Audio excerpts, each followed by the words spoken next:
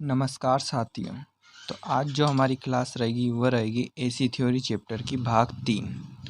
हमने इससे पहले भाग 1 व भाग 2 पूरा किया हुआ है, जिसमें हमने भाग 2 में हमने लास्ट टॉपिक जो पढ़ा था, कुछ अवयव के बारे में देखा था। उसमें प्रत्यावर्ती परिपथों के बारे में देखा था, जिसमें हमने शुद्ध प्रतिरोधी, शुद्ध प्रेरक व शुद्ध संधारित्र परिपथों के बारे में पढ़ा था। भाग 3 में हम सबसे पहले कुछ और प्रत्यावर्ती परिपथों के बारे में पढ़ेंगे। तो सबसे पहले आता है RL परिपथ, अर्थात इसमें प्रतिरोध प्लस इंडक्टर दोनों को श्रेणी क्रम में जोड़ा जाएगा।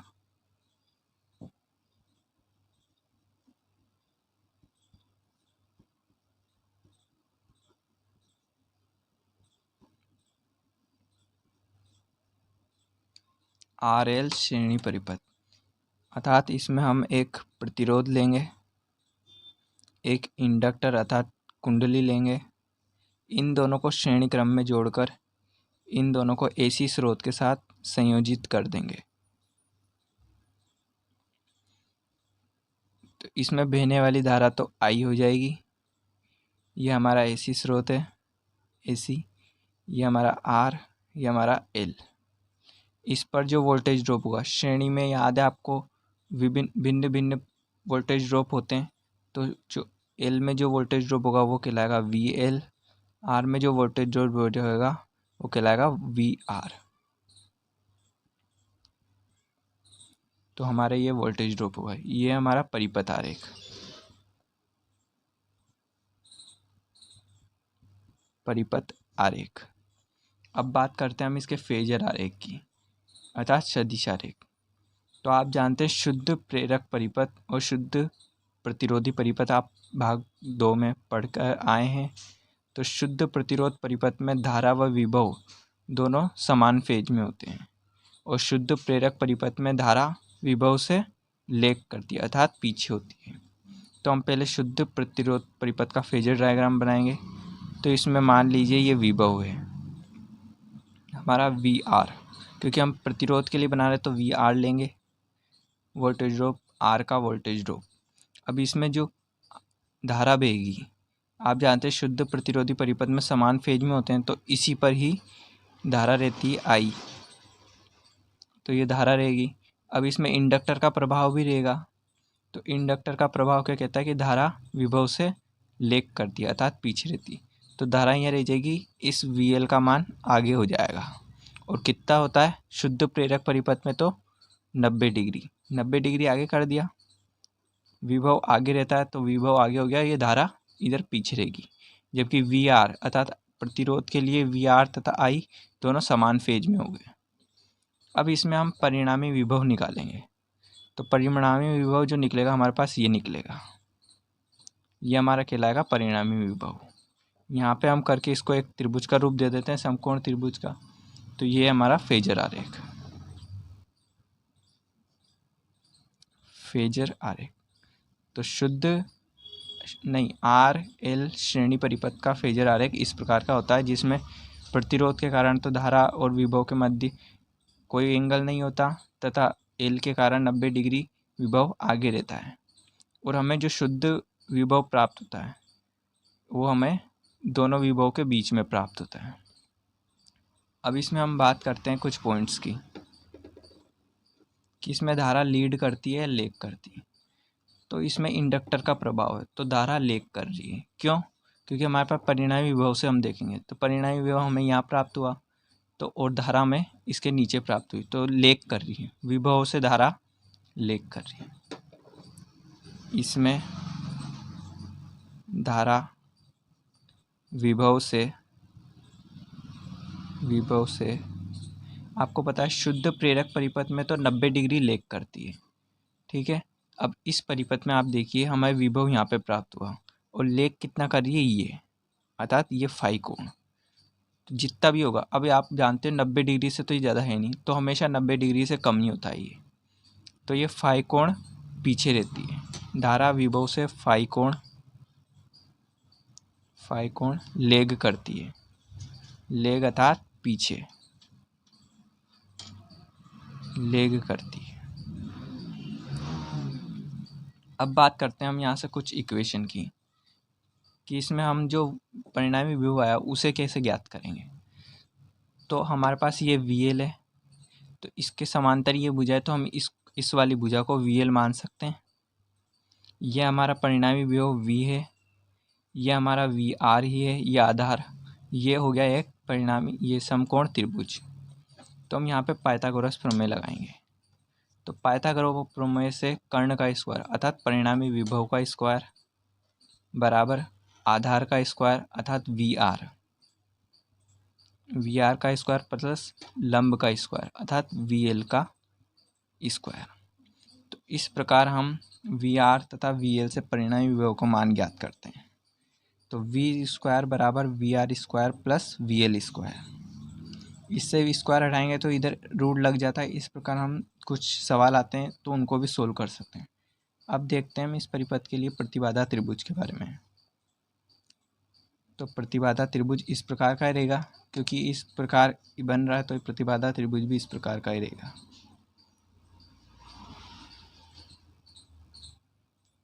ये हमारा क्या है, VL। तो इसमें जो अवरोध उत्पन्न होगा वो एक्सेल से प्रदर्शित होगा। ये हमारा क्या है, VR। इसमें जो प्रतिरोध प्रस्तुत होगा वो R से प्रदर्शित होगा, और इन दोनों से मिलकर हमारी प्रतिबाधा बनेगा। इन दोनों से मिलकर हमारा कर्ण प्रतिबाधा बनेगा, Z, जो Z को प्रदर्शित करेगा। इन दोनों के लिए प्रतिबाधा का यूज करेंगे हम। पहले हम प्रेरक के लिए, शुद्ध प्रेरक के लिए हम प्रेरक की प्रतिघात का प्रयोग कर रहे थे, शुद्ध संधारित्र के लिए प्रेरक संधारित्री प्रतिघात का प्रयोग कर रहे थे। पर हम अब यहाँ दो युक्ति काम में ले रहे हैं, प्रतिरोध भी है प्लस इंडक्टर भी।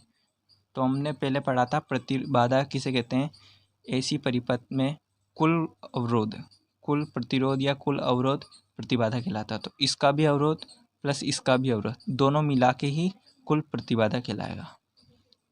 तो ये हमारा Z कहलाएगा, और ये R और ये XL। तो इसमें भी हम पाइथागोरस प्रमेय से देखेंगे कि Z स्क्वायर बराबर R का स्क्वायर प्लस XL का स्क्वायर।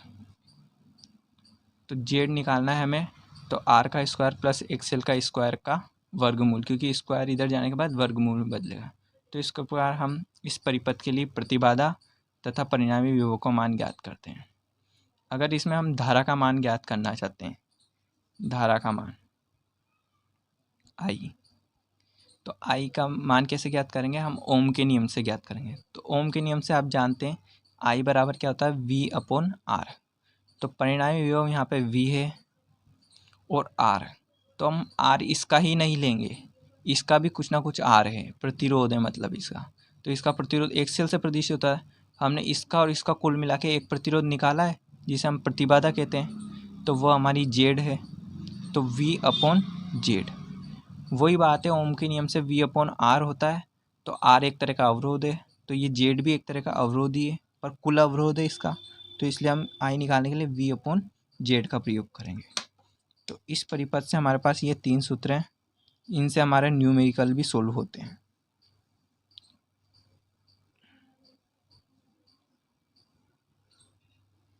तो ये है हमारा RL श्रेणी परिपथ। अब देखते हैं हम RC श्रेणी परिपथ के बारे में, जिसमें हम प्रतिरोध तथा कैपेसिटर का प्रयोग करेंगे।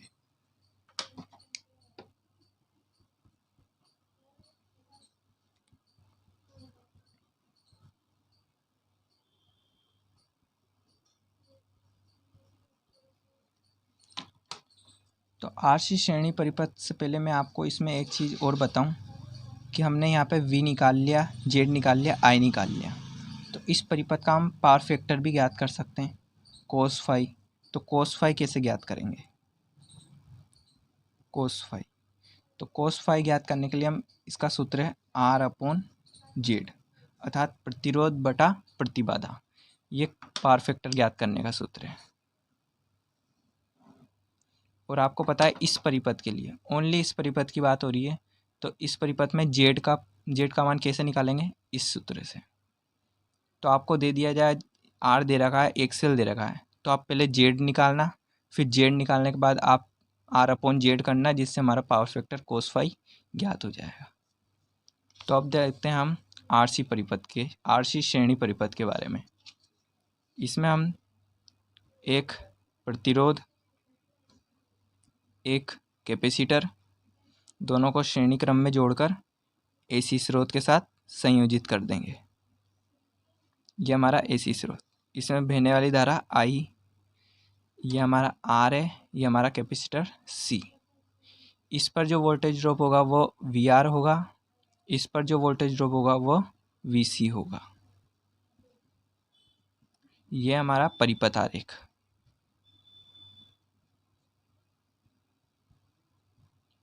परिपथ आरेख। अब बात करते हैं हम इसके फेजर आरेख के बारे में। तो आप जानते हैं शुद्ध संधारित्र परिपथ में जो धारा होती है वह लीड करती है, विभव से 90 डिग्री लीड करती है शुद्ध संधारित्र परिपथ में। और शुद्ध प्रतिरोध परिपथ में धारा विभव के मध्य 0 डिग्री फेज अंतराल होता है, इसलिए वो समान फेज में होती है। तो पहले हम प्रतिरोध परिपथ के लिए फेजर डायग्राम बनाएंगे। तो ये हमारा V है, क्योंकि प्रतिरोध के लिए तो VR है, और यहाँ ही हमारी I रहती है, इसी पर I रहती है, इसलिए फेज अंतराल इनके मध्य 0 हो जाता है। अब यहाँ पे कैपेसिटर का प्रभाव भी है, और आप जानते हैं कैपेसिटर में धारा जो होती है वो विभव से लीड करती है, यानी विभव से आगे होगी। तो विभव से आगे करने के लिए यहाँ पे जो हम विभव लाएंगे वो नीचे लाएंगे। तो ये हमारा रहेगा VC, अर्थात कैपेसिटर का वोल्टेज ड्रॉप। तो आई हमारे पीछे रह गई, आगे रह गई, क्योंकि शुद्ध संधारित्र परिपथ में धारा आगे रहती है, तो धारा आगे हो गई और VC पीछे हो गया। और VR और I दोनों समान फेज में भी हो गए। अब इसमें हम परिणामी विभव इसमें भी निकालेंगे। तो परिणामी विभव जो निकलेगा वो ये निकलेगा, ये V। तो परिणामी विभव भी इसके मान के बीच में होगा। अब इसमें बात करते हैं हम कुछ पॉइंट्स की, कि इसमें धारा लीड करती है, लैग करती है। इसमें कैपेसिटर का प्रभाव है, और कैपेसिटर का प्रभाव आप जानते हैं कि इसमें धारा जो होती है वो लीड करती है, मतलब धारा आगे रहती है। तो मैंने बताया आपको परिणामी विभव से ही हम धारा का पता करते हैं कि लीड करती है या लैग करती है। तो परिणामी विभव हमारा ये है। अब इसमें जो धारा है वो आगे है, परिणामी विभव से आगे है, तो इस परिपथ के लिए धारा लीड करती है, मतलब आगे रहती है, विभव से लीड करती है। इसमें धारा विभव से, और विभव से कितना लीड करती है, ये शुद्ध संधारित्र परिपथ में तो 90 डिग्री आगे रहती थी। अब परिणामी विभव हमारा यहाँ है, और धारा इतनी आगे है, इतनी आगे है, ये दिख रही है, और ये परिणामी विभव हमारा ये है, और कितना आगे, ये फाई कोण आगे। तो धारा विभव से फाई कोण लीड, अर्थात आगे रहती है, आगे रहती है। अब हम बात करते हैं यहाँ कुछ इक्वेशन के बारे में। यहाँ भी हम वैसे ही त्रिभुज बनाएंगे और उसके बारे में बात करेंगे। तो यहाँ पे हम एक त्रिभुज बनाते हैं।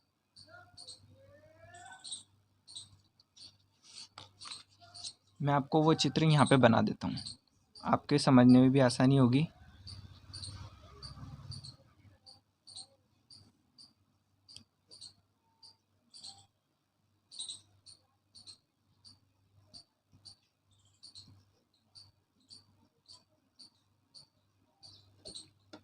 तो ये था हमारा फेजर आरेख।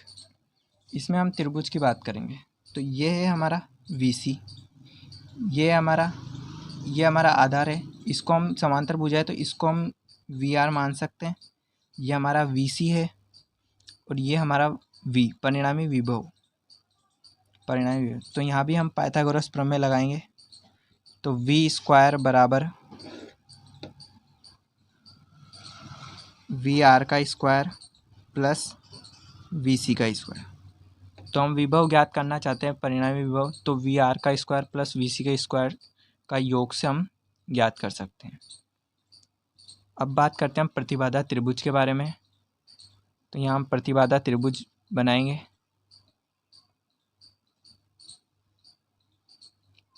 तो ये था हमारा VR यानी प्रतिरोध। तो प्रतिरोध के लिए हम R लेंगे, और ये था हमारा कैपेसिटर का VC। तो VC के लिए जो अवरोध होता है कैपेसिटर के लिए वो XC होता है, और हमारा कुल प्रतिरोध जो होता है वो Z कहलाता है, अर्थात प्रतिबाधा। तो यहाँ भी अब प्रतिबाधा त्रिभुज से पाइथागोरस प्रमेय लगाएंगे तो जेड स्क्वायर बराबर आधार मतलब आर का स्क्वायर प्लस एक सी का स्क्वायर। तो इससे हम जेड प्रतिबाधा ज्ञात कर लेंगे। अब बात करते हैं हम यहाँ धारा अर्थात आई ज्ञात करने की। तो आई बराबर क्या होता है वी अपॉन आर। तो परिणामी विभव इससे ज्ञात हो जाएगा वी बटे आर यानी कुल प्रतिरोध। कुल प्रतिरोध क्या है हमारे पास जेड, तो वी अपॉन जेड। यहाँ हम इसे ऐसे भी लिख सकते हैं वी अपॉन जेड का मान क्या है जेड का, जेड स्क्वायर का नहीं, तो स्क्वायर यहाँ पे जाएगा तो रूट में बदलेगा, तो आर स्क्वायर प्लस एक सी का स्क्वायर, इस प्रकार भी लिख सकते हैं। अब बात करते हैं हम इस परिपथ के लिए पावर फैक्टर अर्थात कोस फाई के बारे में। तो कोस फाई जो है वो आपको पता है, इसका सूत्र आर अपॉन जेड। तो इस प्रकार हम इस परिपथ के लिए कोस फाई का मान ज्ञात कर लेंगे और इसे हम इस प्रकार भी लिख सकते हैं आर बटा जेड का मान क्या है रूट आर स्क्वायर प्लस एक सी का स्क्वायर। तो इस प्रकार शुद्ध ये आर सी परिपथ के लिए हम कोस फाई का मान ज्ञात करते हैं। तो ये हमारे इस परिपथ के सूत्र हैं, इनको आप ध्यान में रखें क्योंकि इन्हीं से ही हम न्यूमेरिकल सोल्व करते हैं, इन सूत्रों से। बस इधर उधर मान रखने पड़ते हैं हमको और इनसे हम हर क्वेश्चन सोल्व कर लेते हैं।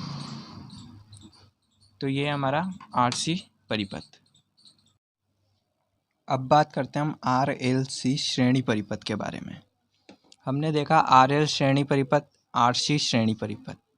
अब हम आर एल सी को तीनों को श्रेणी में क्रम में जोड़कर एसी स्रोत के साथ संयोजित करेंगे।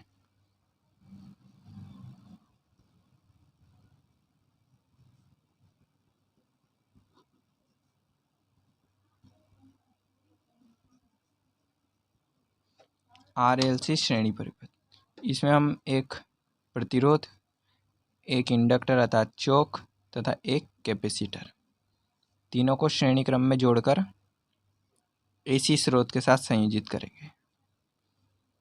तो ये हमारा आर, ये हमारा एल और ये हमारा कैपेसिटर सी। इस पर जो वोल्टेज ड्रॉप होगा वी आर कहलाएगा, इस पर वी एल तथा इस पर वी सी। इसमें बहने वाली धारा आई कहलाएगी और ये विभव एसी का विभव, परिणामी विभव। और अब इसके बाद ये था हमारा परिपथ आरेख, परिपथ आरेख। अब देखते हैं इसके हम फेजर डायग्राम के बारे में। तो फेजर डायग्राम जो बनेगा तो इसमें आपको पता है कि प्रेरक का प्रभाव भी रहेगा तथा संधारित्र का प्रभाव भी रहेगा।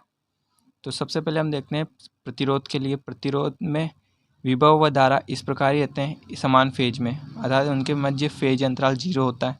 तो विभव अर्थात वी आर तथा यहीं इसके ऊपर ही आई रहती है, तभी फेज अंतराल 0 होता है।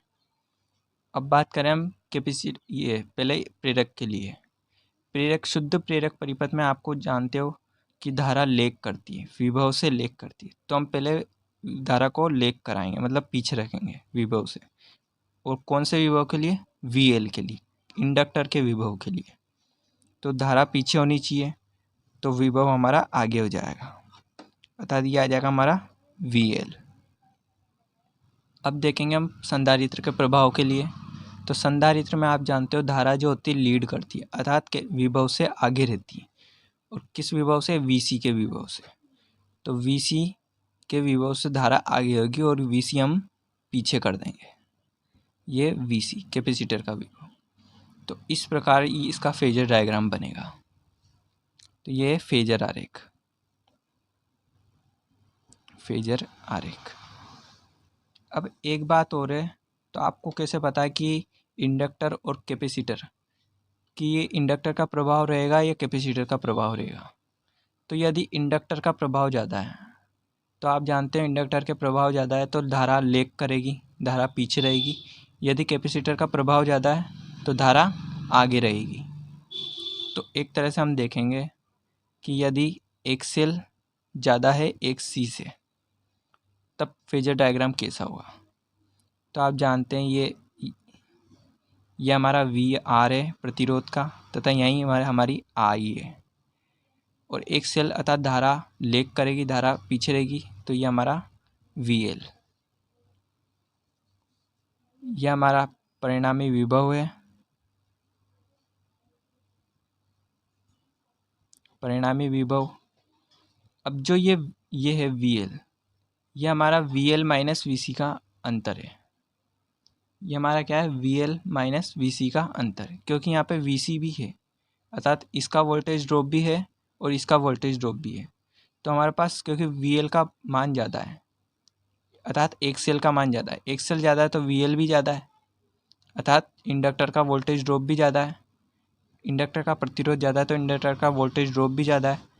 तो यहाँ पे जो आएगा हमारे पास, परंतु वी एल तो ज़्यादा है, परंतु कैपेसिटर का भी वी सी कुछ ना कुछ है, तो यहाँ जो आएगा हमारे पास वी एल माइनस वी सी का अंतर आएगा, वी एल माइनस वी सी का, अर्थात वी एल ज़्यादा है इसलिए हम वी एल को आगे रखेंगे, वी एल माइनस वी सी। तो इसमें फेजर डायग्राम जो होगा इस प्रकार का होगा।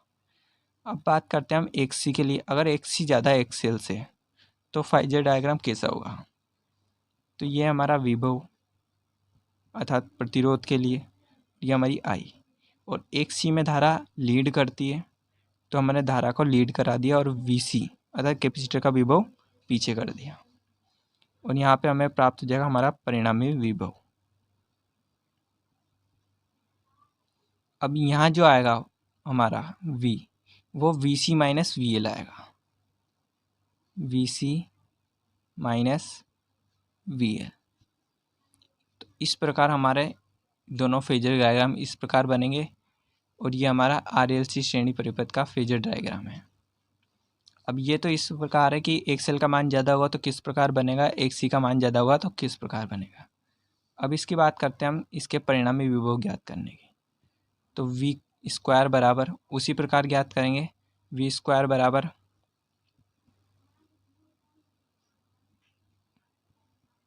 वी आर का स्क्वायर प्लस, क्योंकि प्रतिरोध का स्क्वायर, आप ये ना इस चित्र इस समकोण त्रिभुज से समझिए।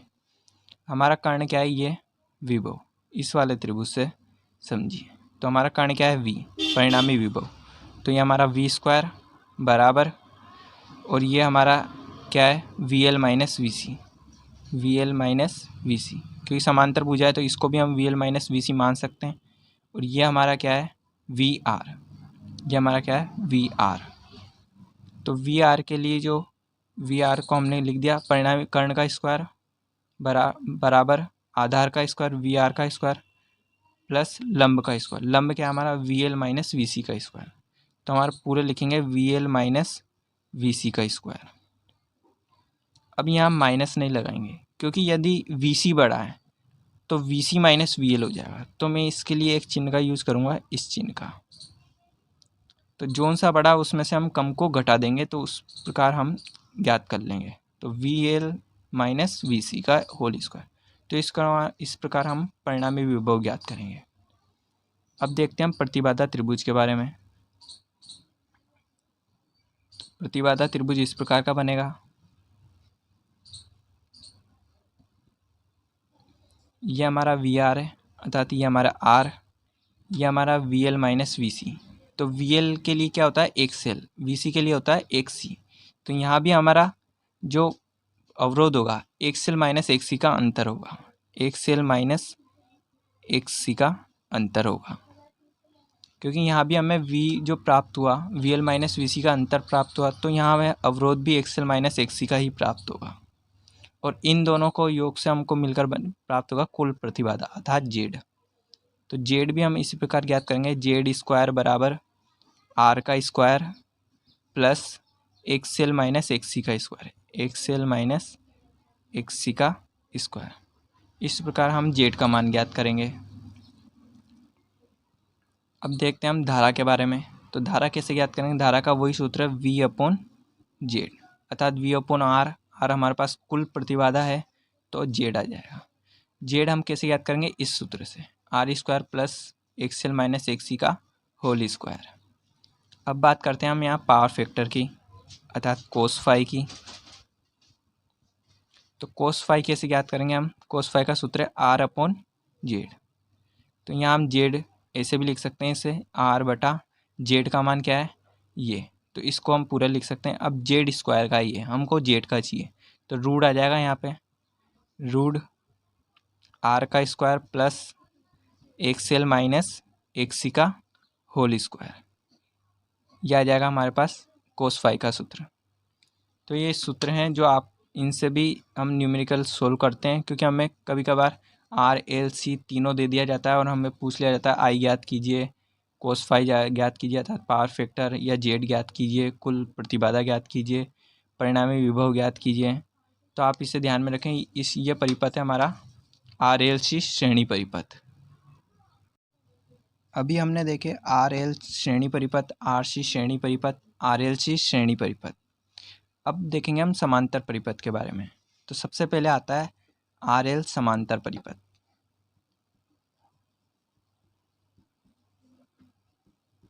इनसे क्वेश्चन कम ही आते हैं, फिर भी आपका कोई टॉपिक छूटे नहीं, इसलिए मैं आपको पूरा पढ़ाता हूँ। आर एल समांतर परिपथ हमारा सबसे जो महत्वपूर्ण होता है वो श्रेणी परिपथ ही होते हैं तीनों, आर एल श्रेणी, आर सी श्रेणी, शुद्ध आर, शुद्ध एल व शुद्ध सी व श्रेणी आर एल सी परिपथ। ये समांतर परिपथ में आपको एक्स्ट्रा ही पढ़ा रहा हूँ। आर एल समांतर परिपथ, इसमें हम एक प्रतिरोध लेंगे, एक इंडक्टर, इन दोनों को हम समांतर क्रम में संयोजित करके एसी स्रोत के साथ संयोजित कर देंगे। ये हमारा एल, ये हमारा आर। अब आप यूँ नहीं कह सकते कि इस पर होने वाला वोल्टेज ड्रॉप वी आर होगा, इस पर वोल्टेज ड्रॉप वी एल होगा। क्यों? क्योंकि ये समांतर परिपथ है। श्रेणी परिपथ में वोल्टेज ड्रॉप अलग अलग होता है, पर जबकि समांतर क्रम में वोल्टेज समान होता है। तो इसमें अब धारा अलग अलग होती है। तो इसमें धारा होगी, तो इसमें बहने वाली धारा आई आर होगी, व इसमें बहने वाली धारा आई एल होगी। तो ये हमारा परिपथ आरेख रहेगा, इसका परिपथ आरेख। अब इसके फेजर डायग्राम से ज़्यादा क्वेश्चन भी नहीं आते, आपको ज़्यादा समझने की ज़रूरत भी नहीं पड़ेगी, उसको आप डायरेक्ट इनका सूत्र याद रख सकते हैं। तो इसमें हम परिणामी विभव तो ज्ञात नहीं करेंगे, क्योंकि परिणामी विभव वोल्टेज समान होते हैं, तो परिणामी विभव की ज़रूरत नहीं है। हम यहाँ परिणामी धारा ज्ञात करेंगे कि कुल धारा कितनी आ रही है। तो आई बराबर प्रतिरोध में बहने वाली धारा का स्क्वायर, आई आर का स्क्वायर प्लस आई एल का स्क्वायर, आई स्क्वायर बराबर आई आर का स्क्वायर प्लस आई एल का स्क्वायर। इस प्रकार हम परिणामी धारा अर्थात कुल धारा ज्ञात करेंगे। अब यहाँ हम प्रतिबाधा ज्ञात नहीं करेंगे, यहाँ हम प्रवेशिता ज्ञात करेंगे। प्रवेशिता मैंने आपको भाग 2 में बताया था प्रवेशिता क्या होती है। तो प्रतिबाधा का व्युत्क्रम प्रवेशिता कहलाता है, प्रतिबाधा का व्युत्क्रम प्रवेशिता कहलाता है। तो हम पढ़ते थे वहाँ, आपको एक्स्ट्रा के लिए मैं आपको बताता हूँ, वहाँ पढ़ते थे हम जेड बराबर आर का स्क्वायर प्लस एक्सएल का स्क्वायर, ये एक्सएल नहीं होता तो एक्सी का स्क्वायर कर देते थे, और दोनों होते तो एक्सएल माइनस एक्सी का स्क्वायर करा था। यहाँ हम प्रवेशिता के बारे में देखेंगे, तो उन सब का हम बस व्युत्क्रम करना है। तो आपको लिए जैसे मैं आपको लिखता हूँ कि जेड आर एल का मैं श्रेणी परिपथ का लिखता हूँ, जेड स्क्वायर बराबर आर का स्क्वायर प्लस एक्सएल का स्क्वायर। वहाँ यही पढ़ा था हमने। यहाँ हम प्रतिबाधा ज्ञात न करके हम प्रवेशिता ज्ञात करेंगे, अर्थात वाई का स्क्वायर बराबर आर का व्युत्क्रम क्या होता है जी, अर्थात चालकता, जी का स्क्वायर प्लस एक्सएल, ये क्या है प्रेरकीय प्रतिघात। प्रेरकीय प्रतिघात का व्युत्क्रम क्या होता है प्रेरकीय अनुग्राहिता, जिसे हम बी एल से प्रदर्शित करते हैं। तो इस प्रकार हम यहाँ पे बी एल का स्क्वायर, इस प्रकार हम यहाँ पे प्रवेशिता ज्ञात करेंगे। तो आई तथा प्रवेशिता ज्ञात करने के दोनों सूत्र हैं। इनसे भी न्यूमेरिकल कभी कभार आते हैं, जैसे ज़्यादा तो नहीं आते इसमें न्यूमेरिकल, पर फिर भी आप ध्यान में रखें। और इसमें भी हम पावर फैक्टर ज्ञात कर सकते हैं। तो पावर फैक्टर ज्ञात करने के लिए हम कोस फाई बराबर, कोस फाई का सूत्र है आर अपॉन जेड, पर यहाँ कहीं भी आर नहीं है ना जेड है, तो हम यहाँ आर से भी ज्ञात नहीं करेंगे, जेड से भी नहीं करेंगे। तो आर का जो व्युत्क्रम होता है और जेड का व्युत्क्रम होता है उससे ज्ञात करेंगे। आर का व्युत्क्रम जी अर्थात चालकता, जेड का व्युत्क्रम अर्थात वाई। तो यहाँ जो सूत्र आएगा कोस फाई का, तो कोस फाई बराबर जी अपॉन वाई। तो इस प्रकार हम पावर फैक्टर ज्ञात करेंगे। तो ये दोनों सूत्र है और इस आर एल परिपथ के लिए हम आई इस प्रकार, जे वाई इस प्रकार अर्थात प्रवेशिता और पावर फैक्टर कोस फाई जी अपॉन वाई से ज्ञात करेंगे। अगला देखते हैं हम आर सी समांतर परिपथ के बारे में। आर सी समांतर परिपथ,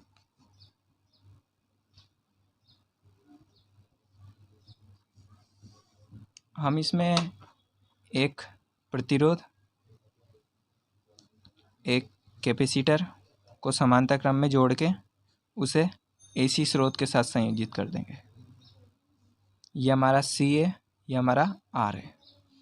अब इसमें वोल्टेज ड्रॉप अलग अलग नहीं होते, इसमें वोल्टेज समान होते हैं। तो इसमें बहने वाली धारा ये कहलाएगी आई आर और ये कहलाएगी आई सी। ये हमारा परिपथ आरेख। तो इस प्रकार के परिपथ को आर सी परिपथ कहते हैं। डायरेक्ट ऐसे क्वेश्चन भी दे देता है कि आपको ऐसा परिपथ दे देगा तो इस परिपथ को क्या कहते हैं। तो अगर वो समांतर क्रम में जुड़ रहे होंगे ये दोनों प्रतिरोध व कैपेसिटर, तो आर सी समांतर परिपथ होगा। श्रेणी क्रम में जुड़ेंगे तो आर सी श्रेणी परिपथ होगा। तो आप उसको देखकर पहचान सकते हैं। यह हमारा परिपथ आरेख। अब यहाँ भी हम फेजर डायग्राम को ज़्यादा महत्वपूर्ण न रखते हुए डायरेक्ट सूत्रों के बारे में पढ़ेंगे। तो यहाँ भी हम परिणामी धारा निकालेंगे। तो आई स्क्वायर बराबर आई आर प्रतिरोध में बहने वाली धारा का स्क्वायर प्लस आई सी का स्क्वायर। तो इस प्रकार हम परिणामी धारा ज्ञात करेंगे। आई स्क्वायर बराबर I are square plus I C का स्क्वायर। अब देखेंगे हम इसके श्रेणी परिपथ के लिए पहले प्रतिबाधा, इसमें भी प्रवेशिता ही ज्ञात करेंगे।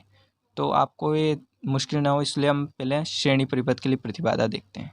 अगर आर सी श्रेणी में जुड़े होते तो प्रतिबाधा क्या होती है, जेड स्क्वायर बराबर आर का स्क्वायर प्लस एक्स सी का स्क्वायर, ऐसी होती।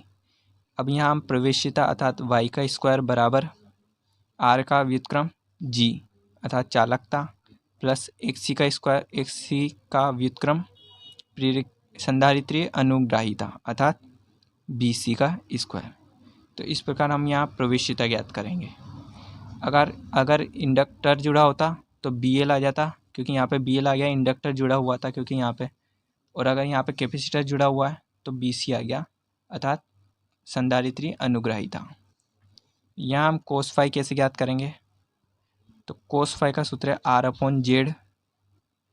तो वही आर का व्युत्क्रम चालकता का जी और जेड का व्युत्क्रम वाई। इसे हम इस प्रकार भी लिख सकते हैं कि जी का मान, जी हमारे पास फुल रहेगा, इस तरीके की कंडक्टेंस हमको दे दिया जाएगा। तो जी बटे वाई, वाई कैसे ज्ञात करेंगे इस प्रकार। तो वाई का मान हम यहाँ पे लिखेंगे क्योंकि रूट में आएगा, वाई स्क्वायर का मान है ये। तो वाई का मान रूट जी का स्क्वायर प्लस बी सी का स्क्वायर। इस प्रकार हम इस परिपथ के लिए कोस फाई पावर फैक्टर का मान याद करेंगे। तो ये हमारा आर सी समांतर परिपथ। अगला देखते हैं हम आर एल सी समांतर परिपथ के बारे में। आर एल सी समांतर परिपथ, इससे पहले हमने श्रेणी परिपथ के बारे में पढ़ा है, तो उसी से ही मिलता जुलता है ये समांतर परिपथ। इसमें हम एक प्रतिरोध, एक इंडक्टर अर्थात चौक व एक कैपेसिटर,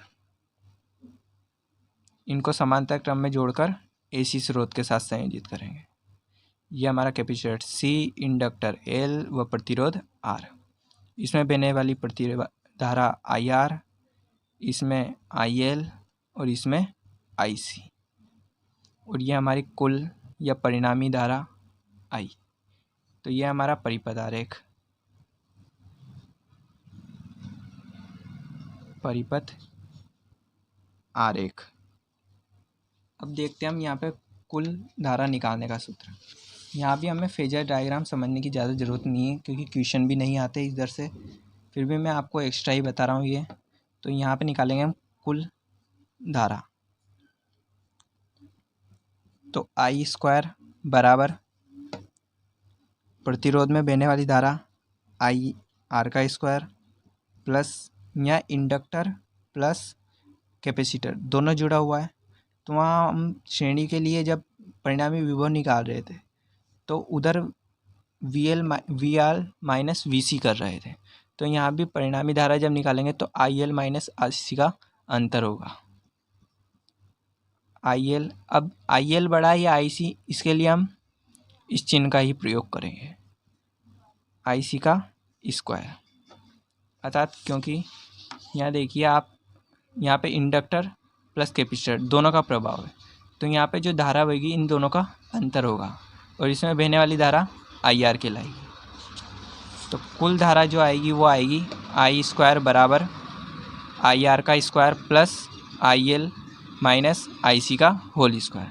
इस प्रकार हम कुल धारा ज्ञात करेंगे। इसी से संबंधित हम प्रवेश्यता के बारे में देखते हैं। तो प्रवेश्यता के से पहले हम प्रतिबाधा देखेंगे, क्योंकि श्रेणी के लिए हमने सबसे पहले प्रतिबाधा देखी थी। तो प्रतिबाधा कैसे निकाली थी, जेड स्क्वायर बराबर आर का स्क्वायर प्लस एक्सएल माइनस एक सी का होल स्क्वायर। इस प्रकार हमने आर एल सी श्रेणी परिपथ के लिए प्रतिबाधा निकाली थी, पर इस परिपथ के लिए हम प्रवेश्यता ज्ञात करेंगे। तो जेड का व्युत्क्रम प्रवेश्यता वाई का स्क्वायर बराबर आर का व्युत्क्रम जी का स्क्वायर प्लस एक्सएल माइनस एक सी। इन दोनों का व्युत्क्रम क्या होता है, बी एल अर्थात प्रेरक अनुग्राहिता माइनस संधारित्रीय अनुग्राहिता का होल स्क्वायर। तो इस प्रकार हम प्रवेश्यता ज्ञात करेंगे। अब बात करते हैं हम इसके कोस फाई अर्थात पावर फैक्टर की। तो कोस फाई कैसे ज्ञात करेंगे, आर अपॉन जेड सूत्र होता है। तो यहाँ आर भी नहीं है जेड भी नहीं है, तो आर का व्युत्क्रम जी तथा जेड का व्युत्क्रम वाई। इसे हम इस प्रकार भी लिख सकते हैं कि जी बटा वाई का मान क्या है, ये वाई स्क्वायर का है, स्क्वायर इधर जाएगा तो रूट में, तो रूट जी का square plus B L minus B C का होल स्क्वायर। तो ये हमारे पावर फैक्टर कोस फाई का सूत्र है। तो ये हमारा आर एल सी समांतर परिपथ। अगला देखते हैं हम टॉर्क के बारे में।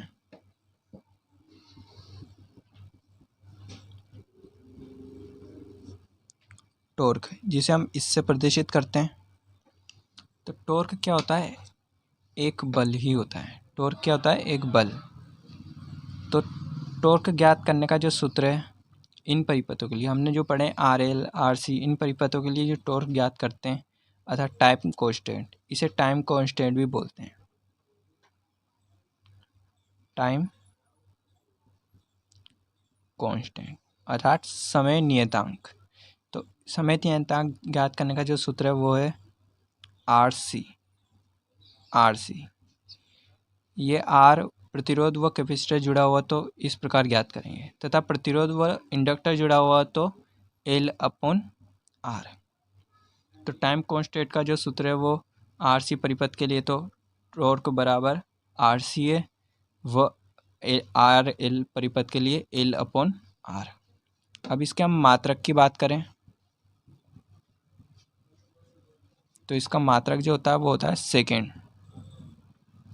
इसका मात्रक सेकेंड होता है। अब बात करते हैं हम अनुनाद परिपथ के बारे में।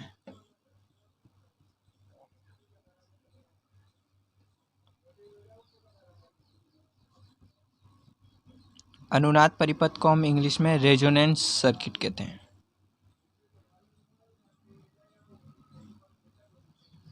Resonance circuit.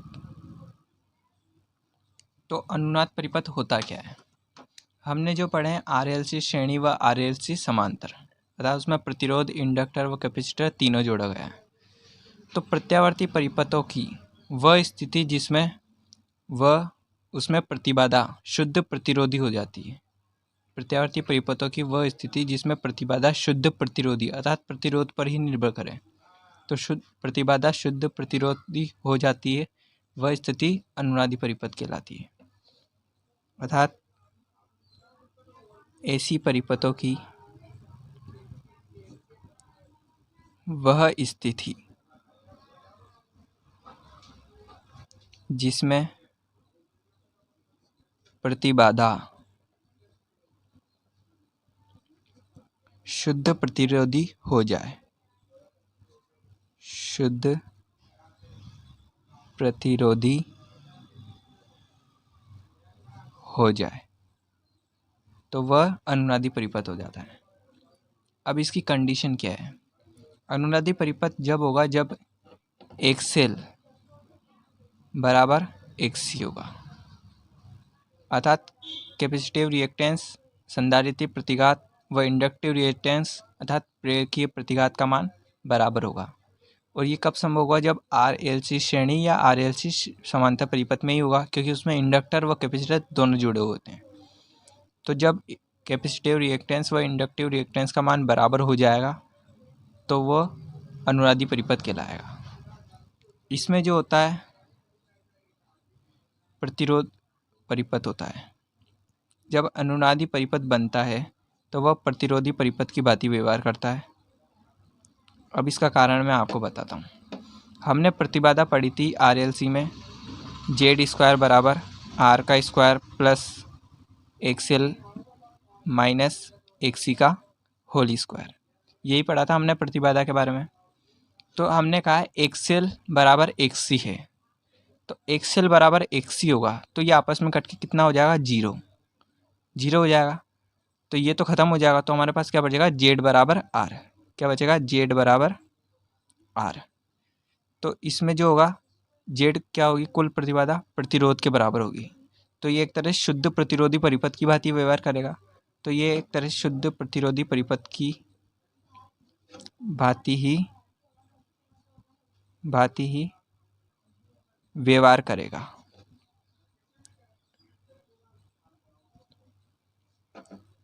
अब बात करते हैं इसमें cos फाई का मान अर्थात पावर फैक्टर कितना होगा। तो आप जानते हैं शुद्ध प्रतिरोधी परिपथ में पावर फैक्टर का मान कितना होता है? इकाई। तो इसमें भी अनुनाद परिपथ में, अनुनाद परिपथ की कंडीशन क्या है? XL बराबर XC। XL बराबर XC होने पर क्या हो रहा है? वह प्रतिरोधी परिपथ बन रहा है, और प्रतिरोधी परिपथ में cos फाई का मान 1 होता है, इसलिए अनुनादी परिपथ में भी cos फाई का मान 1 होता है, अर्थात यूनिटी।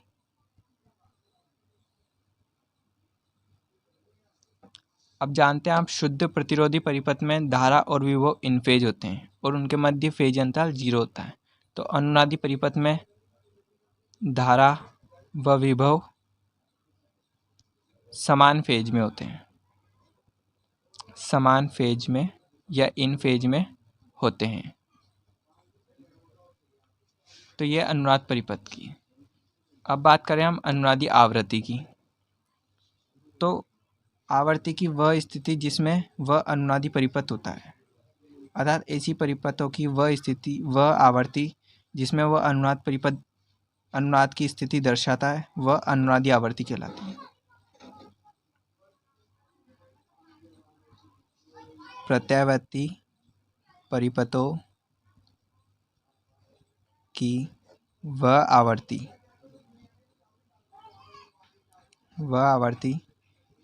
जिसमें वह अनुनाद प्रस्तुत करता है, अनुनादी आवृत्ति कहलाती है। अनुनादी आवृत्ति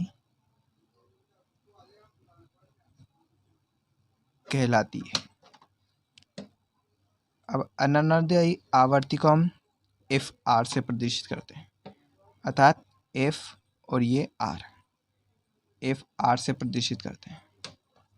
तो हम जानते हैं अनुनाद की स्थिति में XL बराबर XC होता है, अर्थात XL का मान XC के बराबर होता है। तो हम XL बराबर XC रखते हैं। आगे हम देखेंगे XL बराबर क्या होता है? Omega L। हमने पढ़ा है प्रेरकीय प्रतिघात में, जब पढ़ा था उसमें XL बराबर क्या होता है? Omega L। और एक्स सी बराबर, जब हमने संधारित्र प्रतिघात पढ़ा था तो हमने पढ़ा था एक्स सी बराबर 1/ओमेगा c। तो हमारे एक्स एल बराबर ओमेगा एल बराबर एक्स सी बराबर क्या होता है 1/ओमेगा c। इसको हम आगे सोल्व करेंगे तो ये वज्र गुणा हो जाएगा, ओमेगा को हम इससे गुणा कर देंगे तो ओमेगा स्क्वायर हो जाएगा और एल को हम इधर ले आएंगे तो 1/LC आ जाएगा। तो ये हमारे पास ये आ जाएगा। और ओमेगा, जब हम ओमेगा से स्क्वायर हटाएंगे तो इधर रूट लग जाएगा, तो ओमेगा बराबर 1/√LC। तो हमारे पास ये मान आ जाएगा। आगे हम देखते हैं तो ओमेगा बराबर आप जानते हैं क्या होता है 2πf। और अब यहाँ जो f होगा वही अनुनादी आवृत्ति है, क्योंकि XL बराबर XC किस पर हो रहा है, अनुनादी आवृत्ति पर। तो इनकी आवृत्ति अनुनादी आवृत्ति कहलाएगी। तो यहाँ हम लिखेंगे 2πfr, क्योंकि ये अनुनादी आवृत्ति है। तो 1/√LC। इससे हम FR को एक तरफ कर लेंगे, अनुनादी आवृत्ति बराबर आ जाएगा हमारे पास 2π, हमारे पास इधर चल जाएगा 2π√LC। तो यह हमारे पास अनुनादी आवृत्ति ज्ञात करने का सूत्र आ जाएगा। अब इससे एक लाइन पूछी जाती है कि अनुनादी आवृत्ति किस पर निर्भर करती है। तो अनुनादी आवृत्ति FR इंडक्टर अर्थात इंडक्टर और कैपेसिटर के गुणनफल के वर्गमूल के व्युत्क्रमानुपाती होती है, अर्थात प्रेरक व संधारित्र के गुणनफल देख रहे हैं। संधारित्र व इंडक्टर का हम गुणनफल कर रहे हैं, फिर उसका वर्गमूल कर रहे हैं के वर्गमूल, और वर्गमूल के भी व्युत्क्रमानुपाती 1 है तो वर्गमूल के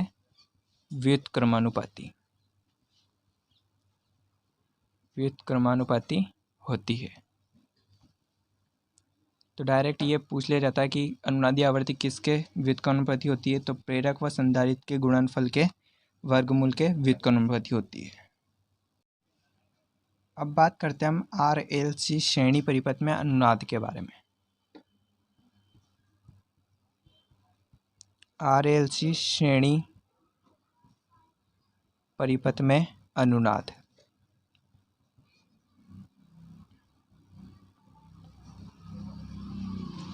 तो RLC श्रेणी परिपथ में जब अनुनाद की स्थिति आएगी तो आप जानते हैं XL बराबर XC का मान बराबर हो जाएगा, वह शुद्ध प्रतिरोधी परिपथ बन जाएगा। तो इसमें जब cos फाई का मान ज्ञात करेंगे, चूँकि XL बराबर XC है, तो cos फाई बराबर आप जानते हैं R/Z होता है। और यहाँ से XL बराबर XC और हमने पढ़ा था Z स्क्वायर बराबर R² plus XL minus XC का होल स्क्वायर। तो ये तो हमारे पास 0 हो जाएगा, तो Z बराबर हमारे पास क्या आ जाएगा R। तो RLC श्रेणी में अनुनाद की स्थिति होगी तो Z बराबर R होता है, क्योंकि XL बराबर XC होता है। XL बराबर XC होगा तो ये 0 हो जाएगा और हमारे पास क्या बचेगा Z² बराबर R²। स्क्वायर से स्क्वायर कट जाएगा तो हमारे पास आएगा Z बराबर R। तो हम यहाँ पे जब पावर फैक्टर cos फाई का मान ज्ञात करेंगे तो cos फाई बराबर जो होता है R/Z। तो R/Z किसके बराबर है, R के बराबर। तो R से R कट के 1, अर्थात cos फाई का मान जो आएगा वो 1 आएगा। और प्रतिबाधा कितनी आई R। अब बात करते हैं हम यहाँ कुछ पॉइंट्स की। तो इसमें अनुनादी परिपथ में जो प्रतिबाधा होती है, प्रतिबाधा जो होती है वो न्यूनतम होती है। RLC श्रेणी परिपथ के लिए जब अनुनाद की स्थिति होती है तो प्रतिबाधा न्यूनतम होती है। क्यों? क्योंकि इसमें हम XL माइनस XC 0 हो गया। अगर ये 0 नहीं होता, मान लीजिए अनुनाद की स्थिति नहीं होती, तो इसका कुछ ना कुछ मान आता और वो R में जुड़ता। जैसे मान लीजिए 0.1 आया, इसका 1 है तो 1.1 हो जाएगा दोनों जुड़ के। पर इसका मान कुछ भी नहीं आया, 0 हो गया, तो ये 1 है तो 1 ही रह जाएगा, अर्थात कम हो गया। तो Z बराबर इसमें पूरी प्रतिबाधा प्रतिरोध के बराबर हो जाती है, तो प्रतिबाधा इसमें न्यूनतम होती है। और आप जानते हैं जैसे अब प्रतिरोध है, अगर वो न्यूनतम होगा तो चालकता ज़्यादा होगी, तो प्रतिबाधा न्यूनतम होगी तो धारा वो होती है वो अधिकतम, धारा अधिकतम हो जाती है। तो प्रतिबाधा तो न्यूनतम व धारा अधिकतम।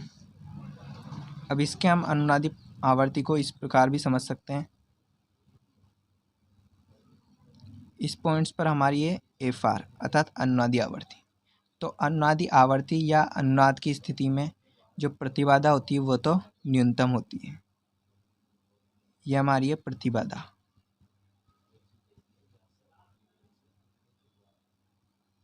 प्रतिबाधा अर्थात Z, और जो धारा होती है वो अधिकतम, ये हमारी धारा अर्थात I।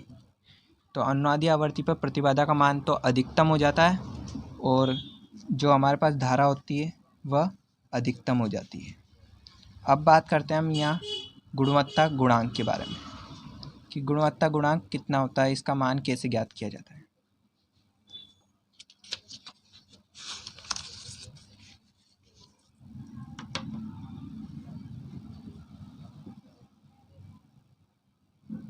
गुणवत्ता गुणांक को हम इंग्लिश में क्वालिटी फैक्टर कहते हैं।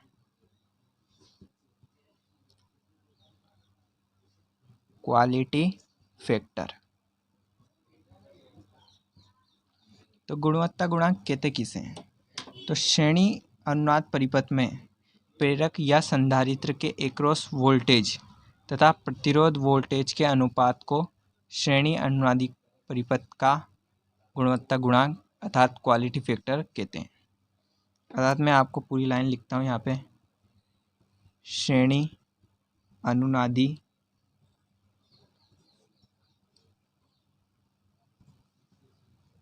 परिपथ में L व C अर्थात प्रेरक व संधारित्र के एक्रॉस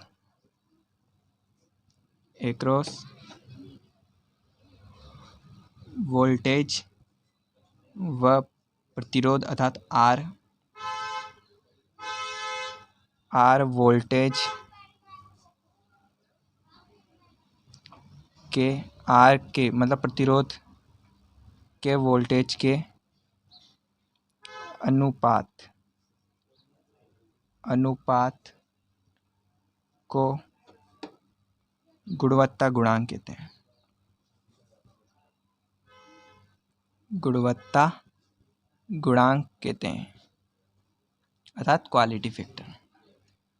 तो श्रेणी अनुनाद परिपथ में जो L व C है अर्थात प्रेरक है और संधारित्र है, तो प्रेरक के में उत्पन्न वोल्टेज व प्रतिरोध का वोल्टेज का अनुपात गुणवत्ता गुणांक कहलाता है। इसे हम Q से प्रदर्शित करते हैं।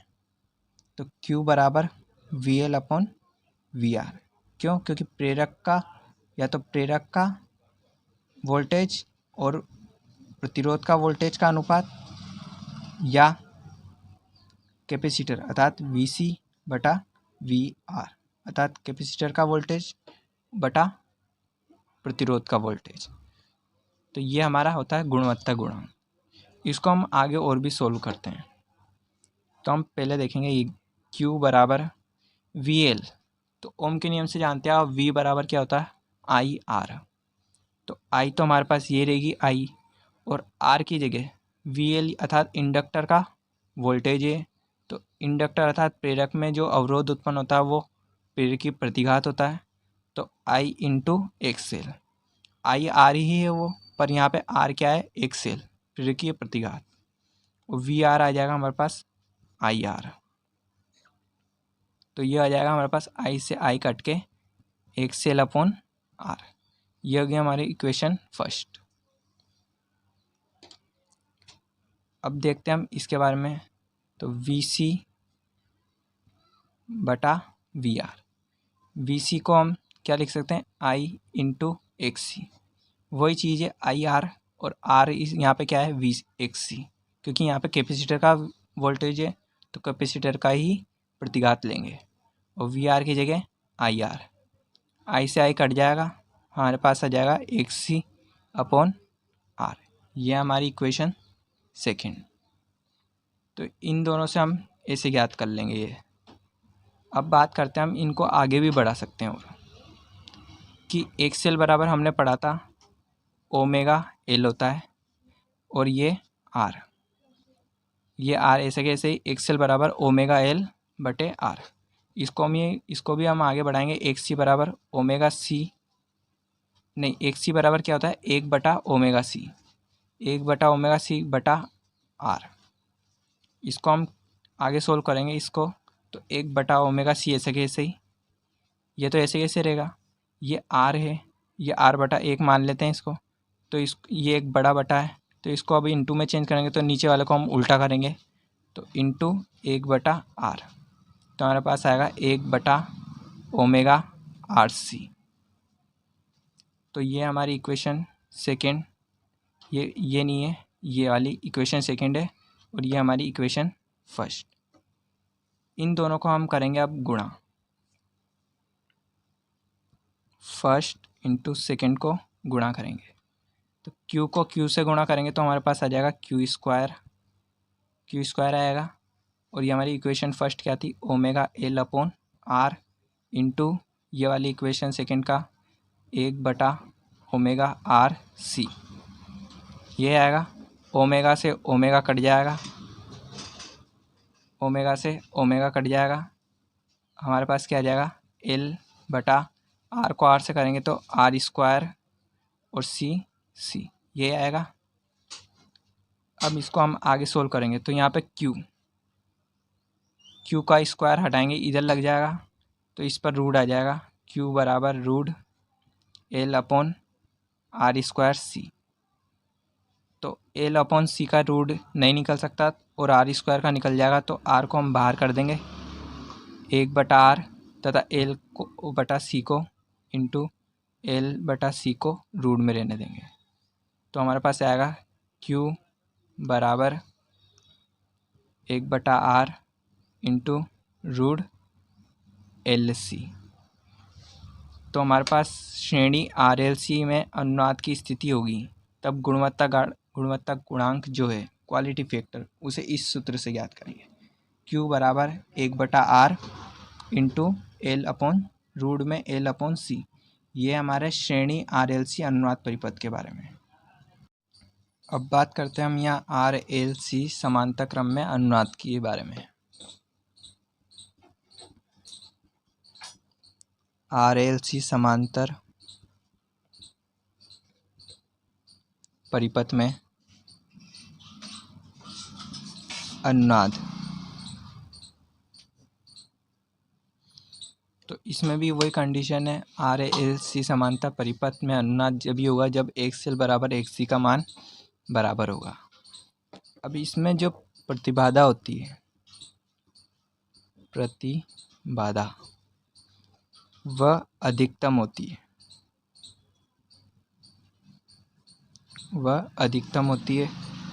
और जो धारा होती है वह न्यूनतम होती है। जबकि हमने देखा था आर एल सी श्रेणी परिपथ में अनुनाद जब होता है जब प्रतिबाधा तो होती है न्यूनतम व धारा होती है अधिकतम, क्योंकि उसमें जेड बराबर आर हो जाता है, क्योंकि प्रतिबाधा आर प्रतिरोधी हो जाती है तो प्रतिबाधा कम हो जाती है उसमें। जबकि इसमें जो होता है जी जो होता है वो अधिक हो जाता है, और प्रतिबाधा अधिकतम हो जाती है और धारा न्यूनतम हो जाती है। अब इसका हम भी ग्राफ देखते हैं, तो ये हमारी अनुनादी आवृत्ति है एफ आर, तो प्रतिबाधा का मान अधिकतम, ये हमारी प्रतिबाधा है अर्थात जेड, और ये हमारी न्यूनतम धारा अर्थात आई। तो इस तरह का इसका ग्राफ बनता है आर एल सी समांतर परिपथ में अनुनाद का। अब बात करते हैं आर एल सी समांतर परिपथ में क्वालिटी फैक्टर के बारे में, कि इसमें क्वालिटी फैक्टर कैसे ज्ञात करते हैं।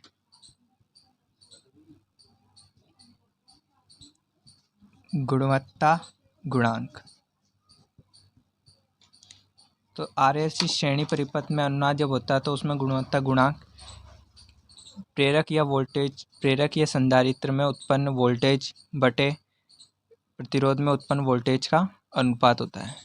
जबकि RLC समानता परिपथ में प्रेरक या, क्योंकि उसमें वोल्टेज श्रेणी में वोल्टेज अलग अलग होता है, यहाँ समानता क्रम में वोल्टेज समान रहेगा, यहाँ धारा अलग अलग होगी, इसलिए यहाँ प्रेरक व संधारित्र में प्रवाहित धारा तथा प्रतिरोध में प्रवाहित धारा का अनुपात गुणवत्ता गुणांक कहलाता है। प्रेरक या संधारित्र में धारा व प्रतिरोध में प्रवाहित धारा का अनुपात क्या कहलाता है? क्वालिटी फैक्टर अर्थात गुणवत्ता गुणांक। तो Q बराबर IL/IR, या ये प्रेरक और प्रतिरोध का हो गया। अब यह संधारित्र का IC/IR, इसे हम ऐसे भी लिख सकते हैं और ऐसे भी लिख सकते हैं। अब इसको हम आगे सोल्व करते हैं। Q बराबर IL/IR, तो IL को हम ओम के नियम से, ओम का नियम क्या कहता है? I बराबर क्या होता है? V/R। तो V क्या है? VL बटे R क्या है? यहाँ पे इंडक्टर के लिए धारा है तो इंडक्टर का ही प्रतिघात आएगा, तो XL। V/R VL/XL। तो I की जगह तो हम लिख देंगे VL/XL। अब ये बड़ा बटा IR के लिए क्या आता है? V/R, अर्थात I बराबर V/R। इसको हम आगे सोल्व करेंगे तो VL/XL ऐसे रहने देंगे। यहाँ वोल्टेज समान होता है, समांतर क्रम में वोल्टेज समान होता है, तो यहाँ वोल्टेज अलग अलग होता ही नहीं है, तो VL तो आएगा ही नहीं, V समान ही रहेगा यहाँ पे। तो VL/XL को हम ऐसे कैसे रहने देंगे? ये VL नहीं आएगा, V आएगा ओनली। और इस V/R को हम जब गुणा के चिन्ह में ले जाएंगे तो इसे उल्टा करना पड़ेगा, तो R/V। तब यहाँ V से V कट जाएगा और आ जाएगा हमारे पास R/XL। तो Q बराबर R/XL, और इसको हम आगे और सॉल्व करेंगे तो XL बराबर क्या होता है? XL बराबर ω/L, यही होता है। तो ये आ जाएगा R/ω/L। ये हमारी इक्वेशन फर्स्ट। अब देखते हैं हम Q बराबर, ये देखा था हमने IL/IR के बारे में। अब देखते हैं हम IC/IR के बारे में। तो हम जानते हैं IC को हम कैसे लिख सकते हैं? V/R से। तो V/R, R क्या है यहाँ पे? क्योंकि संधारित्र में धारा है तो संधारित्र का ही प्रतिघात आएगा XC, तो हम लिख सकते हैं V/XC बटा IC का मान हमने ये लिख दिया, IR को हम लिख देंगे V/R। इसको आगे सोल्व करेंगे तो हमारे पास V/XC ऐसे कैसे ही इंटू इसको उल्टा कर देंगे R/V। ये V से V कट जाएगा, हमारे पास आ जाएगा R/XC। अब इसको हम आगे सोल्व करेंगे तो R/XC ऐसे कैसे ही, अब R को ऐसे कैसे रहने देंगे, और XC बराबर आप जानते हैं XC बराबर क्या होता है? 1/ωc। तो इसमें लिख देंगे 1/ωc। इसको हम आगे सोल्व करेंगे तो R/1 इंटू 1/ωc है, तो इसको उल्टा करेंगे तो ωc/1। तो यहाँ आ जाएगा हमारा, आगे देख, इसको इस पेज पे देखते हैं हम। Q बराबर आ जाएगा हमारे पास ω/RC। तो ये हमारी इक्वेशन सेकेंड, ये आएगा, ये देख लीजिए। R को ωc से गुणा करेंगे तो ω/RC, Q बराबर ω/RC। इक्वेशन फर्स्ट है हमारी Q बराबर R/ω/L, और इक्वेशन सेकेंड है Q बराबर ω/RC। इसमें भी हम इक्वेशन फर्स्ट व इक्वेशन सेकंड को गुणा करेंगे। इक्वेशन फर्स्ट व इक्वेशन सेकंड को गुणा करेंगे तो क्यू क्यू है दोनों तरफ, तो क्यू स्क्वायर हो जाएगा, और क्यू ये वाला omega R C into equation first का लेंगे हम, इक्वेशन फर्स्ट में आर बटा ओमेगा एल, तो omega R C into R बटा ओमेगा एल। ओमेगा से ओमेगा कट जाएगा तो आ जाएगा हमारे पास, आर को आर से गुणा करेंगे तो आर स्क्वायर, और सी ऐसे के ऐसे ही बटे नीचे बच जाएगा हमारे पास एल। इसको हम आगे करेंगे तो क्यू बराबर स्क्वायर हम इधर चढ़ जाएगा इस पर, तो रूट आर स्क्वायर सी बटा एल।